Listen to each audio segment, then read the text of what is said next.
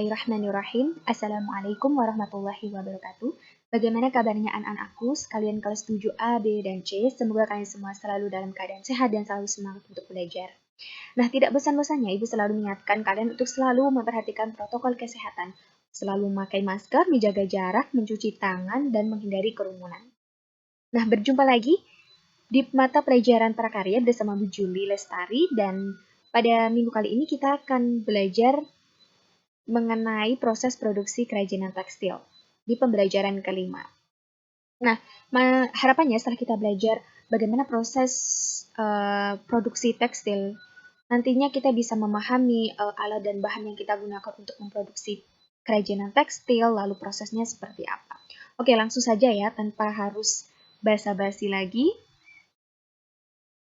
Nah, proses produksi kerajinan tekstil. Kalau minggu lalu kita sudah belajar proses produksi tapestri dan juga batik, kalau minggu ini kita akan belajar proses bagaimana pembuatan sulam dan juga jahit aplikasi. Ya, bisa diperhatikan ya, proses produksi kerajinan tekstil. Nah, yang pertama kita akan bahas tentang sulam.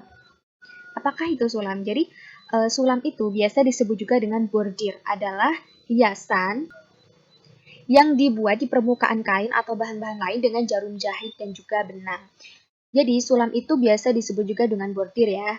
Nah, pada umumnya itu sulaman dengan benang menggunakan beberapa jenis tusuk dasar seperti tusuk jelujur, tikam jejak, silang, flanel, veston, rantai, melekat, benang, batang, dan sebagainya. Nah, ini gambar di sini, ini merupakan contoh-contoh jenis-jenis tusuk dasar. Nah, untuk yang paling atas ini namanya tusuk jelujur. Kalau yang bawahnya ini namanya tusuk tikam jejak. Nah, kalau yang bawahnya lagi ini namanya tusuk silang.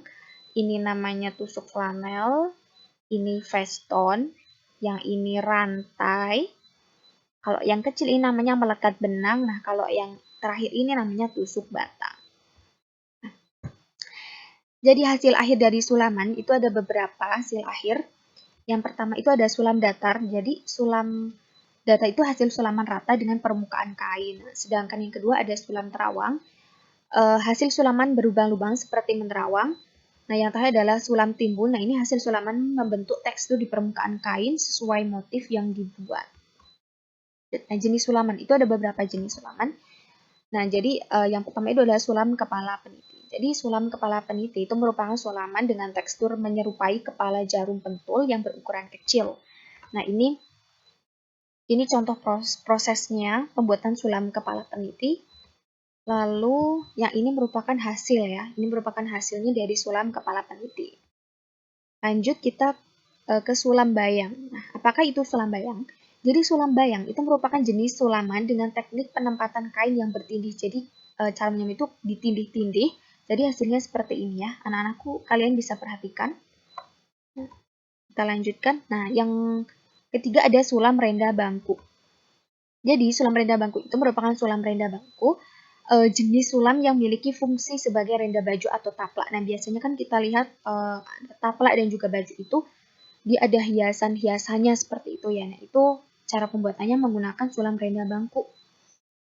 Nah, untuk contohnya, nah ini merupakan gambar prosesnya. Nah, kalau yang bawah ini merupakan contoh hasilnya. Nah, yang selanjutnya adalah sulam pita. Jadi sulam pita itu menggunakan pita-pita dengan berbagai ukuran dan ketebalan yang bervariasi ya. Contohnya di sini Bu kasih. Nah, ini contoh prosesnya. Yang selanjutnya ini adalah contoh dari hasil sulam pita.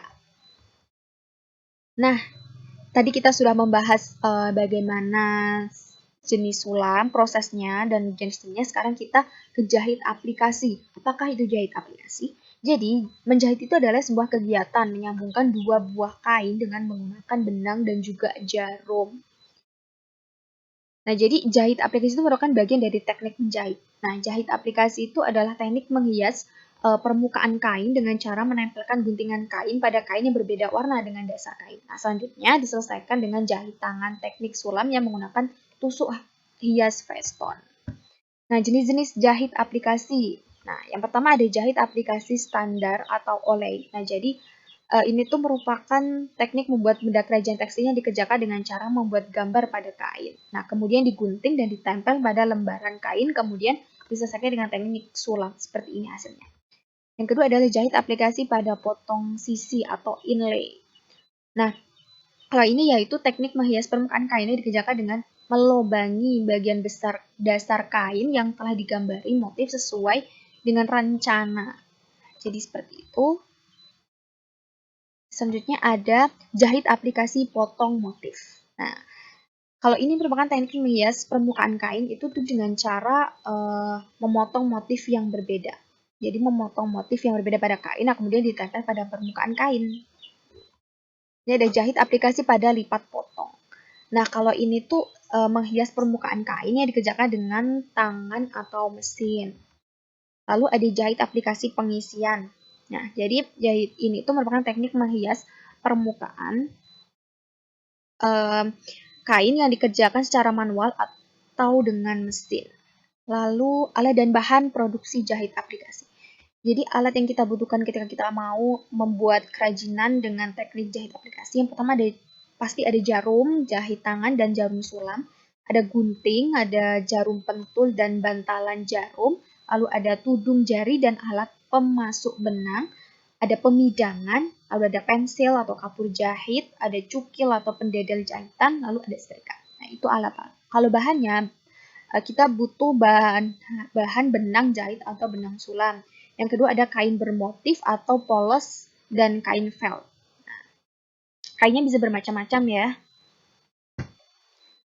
Baik, lalu kita ke proses pembuatan jahit aplikasi. Nah, yang pertama itu ada, yang pertama sebelum kita membuat jahitannya, kita harus buat desainnya terlebih dahulu. Gitu. Kita buat desain terlebih dahulu dengan menggunakan gambar dengan pensil warna di atas sebuah kertas. Nah, setelah kita buat desainnya, lalu kita buat pola sesuai desain, gunting pola dan tempelkan pada kain dasar. Jahitlah satu persatu dengan tusuk veston. Nah, jadi setelah kita buat polanya, lalu kita buat desain, lalu kita buat polanya, lalu ditempelkan di kain. Yang ketiga adalah mulailah tempelkan bagian kepala boneka beruang seperti mata dan hidung. Jadi setelah kita buat desainnya, kita buat polanya, lalu tempel di kain, nanti kita buat mata. Matanya ditempelkan. Lalu, langkah selanjutnya adalah kita buatlah pita untuk bagian leher dan tempelkan pada dasar kain. Nah, jahit sekeliling kain dasar putih dan tempel pada bantal biru dengan tusuk veston. Setelah itu, kita buatlah pita dengan bahan bermotif. Nah, jadi dibuat kerutan melingkar itu. Kerutan melingkar 2 susun. Nah, pada bagian tengah sematkan kancing. Jadi, tengah-tengah ini kita kasih kancing. Lalu langkah terakhir, nah ini merupakan hasil akhir dari jahit aplikasi dengan bentuk bantal yang sederhana. Nah, bisa diperhatikan ya.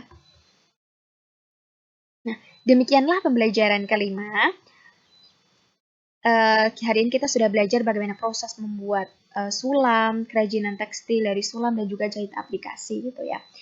Nah, kita jadi tahu ya alat dan bahannya seperti apa saja yang dibutuhkan, jenis-jenisnya apa saja gitu. Nah, jadi harapannya semoga suatu hari nanti kita bisa mempraktikannya bersama. Nah, apabila anak-anak kalian masih ada pertanyaan atau materi yang belum dipahami, silahkan bisa menghubungi Bu Juli melalui nomor WA yang sudah tercantum.